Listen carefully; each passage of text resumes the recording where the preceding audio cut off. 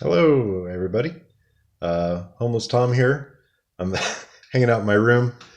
I have completely emptied this place out. I'm trying to sell the place, so I have nothing to amuse myself right now except my own demented mad thoughts. And I wanted to wish everybody a happy New Year, but also I figured I might as well throw a little prediction video out for 2024. My number one prediction is that this is the year that the fright mask comes off of AI. I've been thinking about this a lot in 2023, particularly the latter half. I think I heard more about AI than I had heard in all the previous 10 years combined. And one thing we all know about technology is that whatever the consumer facing side of technology is, it's guaranteed that the industrial and military applications of that same technology are much more advanced by years. And so we've had in the last year or two, we've had an AI try to lawyer up with the Chat GPT guy. We had AIs try to lawyer up. We've had AIs writing fan fiction about how they would take over the world. We've just seen, I think they just finally released some data about like a Texas factory robot that allegedly attacked somebody in a Elon Musk Tesla factory. Like this has been crazy, and I think that's all just scare tactics. It was just a malfunctioning piece of machinery, but the fact that they're trying to smear AI, we actually just had the new movie come out from the Obamas. That Barack and Michelle Obama produced a film, which is actually not a bad film. It's called like Those We Leave Behind or something like that, or Leave the World Behind, something like that. Anyway, it's the Julia Roberts and Ethan Hawke and the black dude that's playing Blade, upcoming from True Detective. I forgot the guy's name, but they did a film in which there was a series of sort of layered terror attacks on America, and one of the attacks included an entire Tesla factory of cars just get like being automated and poured out into the highways to clog escape routes for citizens.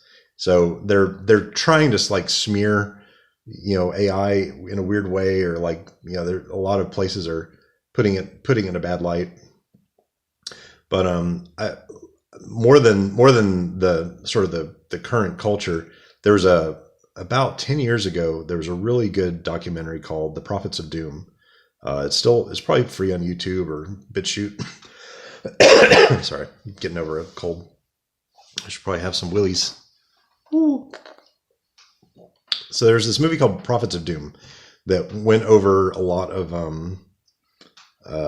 doomsday scenarios that could affect America, coming up. And one was a nuclear conflagration, which at the time the Defense Department didn't even have like a rough draft preparedness form for, because what are you going to do? It's such a, I think they describe it as the ne plus ultra event. Like there's just nothing you can really do to wrap your head around it. Another one was all the aquifers in America drying up and losing all the free drinking water, because basically all the potable water is mostly underground from ancient glaciers, and once that all dries up, then we're kind of toast. Because as the guy pointed out, like we're not an oil economy. Every society is first a water economy. And so they had these really serious things. Nate Hagen, the economist, talked about just financial collapse, because we're using all these risky fiscal instruments like mortgage-backed securities, and at the time it came out, I want to say it came out around 2008, so it was already dealing with one financial crisis. But one of the guys was dealing with AI, and the thing that he said that stuck with me most, that is just shocking, really, is that suppose the entire American electorate agreed on something. Okay, which first of all, 2024. If anything, if 2024 is remembered for anything, it's going to be divisive politics, and more and more voices, a chorus of voices rising up, begging for a national divorce, because the left and right in this country just do not see eye to eye, and they probably never will. But imagine for a second that the entire country did agree that artificial intelligence was dangerous. It was a existential threat to humanity, and that we want nothing to do with it. Which, if you're a Luddite like myself, and you're like, okay, well, that's pretty great. That would be wonderful. Problem is, it wouldn't do a damn thing to change anything, because there is no way on earth that the U.S. military could ever allow there to be a weapons gap between AI in China and AI in America. And that's it. That's game over. So no matter what kind of consensus we would have as a country, there's no way we could allow that. It was the same with the nuclear race, the arms race, that we couldn't allow a weapons gap to exist between our nukes and the Soviet Union in the 80s. And so it's the exact same scenario. And unfortunately, in this case, remembering our history, learning from our history isn't going to change our future there. We will have military applications for AI, and is going to continue to roll out just as it is. Now, the question is, there's a couple questions.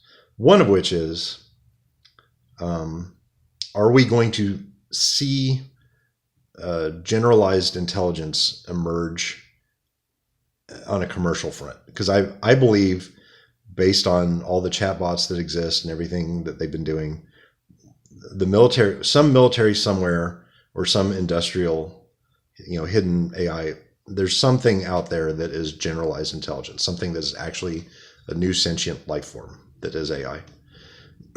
And one thing they've learned about generalized intelligence in AI is that it's much more effective at particular tasks than specific intelligence. Meaning, say you teach two AIs, you have one read all the literature in Western civilization, and then you have another one that just learns Parcheesi. Well, guess which one's going to be the better Parcheesi player? It's the one that learned all the literature. It's the one that has the more generalized view of the world. And it's going to beat the Parcheesi bot like 10 times out of 10. And so the more AI consumes knowledge-wise, which, the breadth of human knowledge increases month after month after month.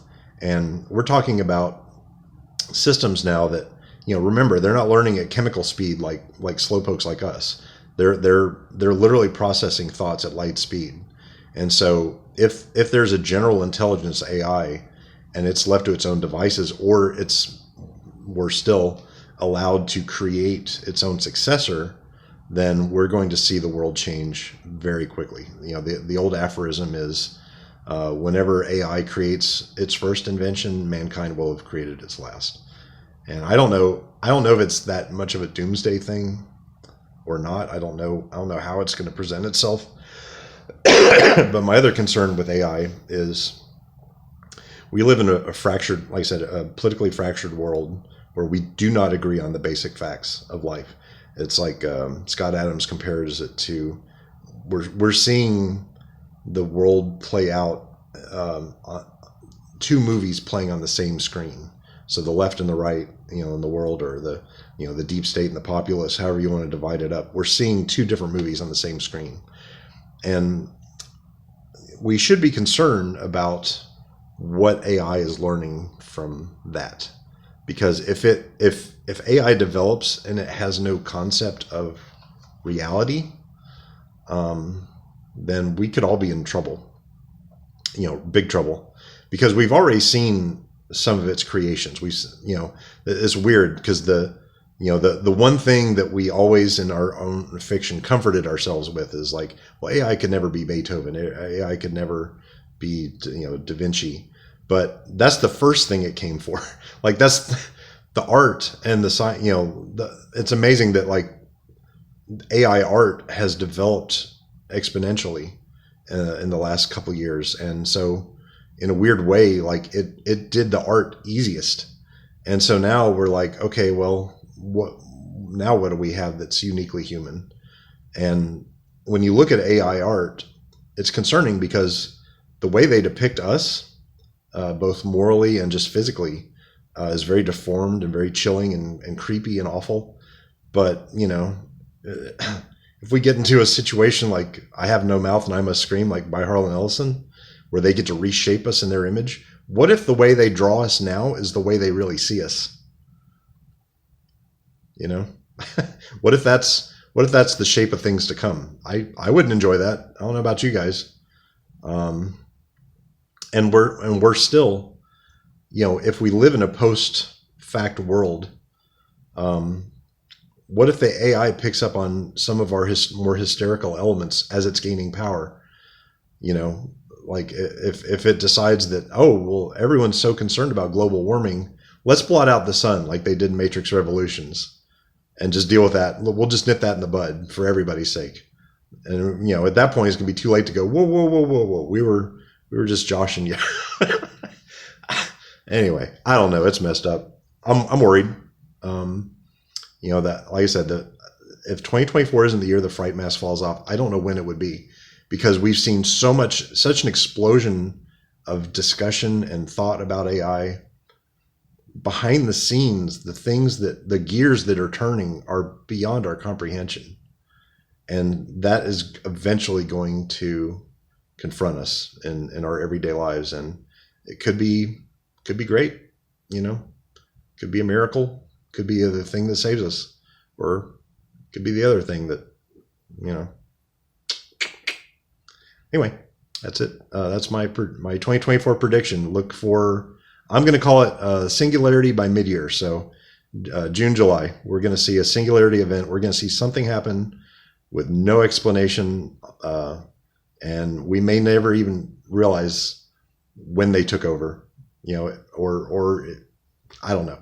But we're going to see something happen in the middle of this year that we've never seen before, and AI is going to be responsible. That's my somewhat vague prediction. Anyway, enjoy your year. Happy New Year, everybody.